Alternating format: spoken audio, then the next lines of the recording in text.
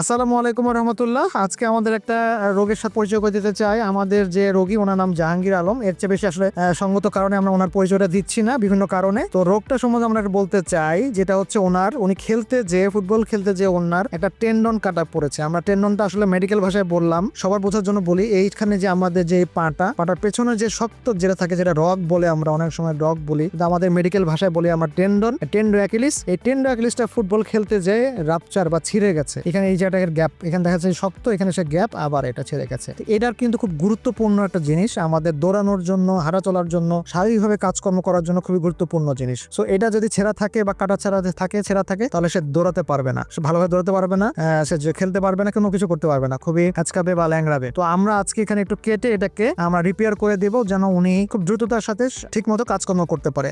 আমরা যদি ওনার একটা এমআরআইটাতে চলে আসি, আমরা এমআরআই দেখা যাচ্ছে ওনার এই যে পাটা, এই যেখানে ব্যাকলিস্টটা, এই যে সাদা জায়গাটা ছেঁড়া, এখানে এসছে, তারপরে এই জায়গাটা ছেঁড়া। তো আমরা এখানে এটাকে এন্ড টু এন্ড মাথাটাকে লাগিয়ে দিব। আরো বিভিন্ন ভাবে করা যায়, সব ধরনের প্রসিডিউর আমরা ট্রাই করবো, যেন উনি ঠিক দ্রুততার সাথে এবং আগের মতো খেলাধুলা এবং কায়িক পরিশ্রম করতে পারে এবং আমাদের জন্য দোয়া করতে পারে। আমরা দেখতে পাচ্ছি এখানে ওনার যে টেন্ডনটা ছিল দুই মাথায়, এটা একটা মাথা ছিঁড়ে গেছে, এটা একটা মাথা, এই দু মাথা এখানে একসাথে লাগানো ছিল, ছিঁড়ে গেছে। আমরা এখন রিপেয়ার করে দেবো, এন্ড টু এন্ড করে দেবো, যেন সামনের দিন যদি এটা জোড়া লেগে যায় উনি ভালোভাবে হাঁটা চলা এবং দৌড়াদৌড়ি করতে পারেন। ধন্যবাদ সকলকে।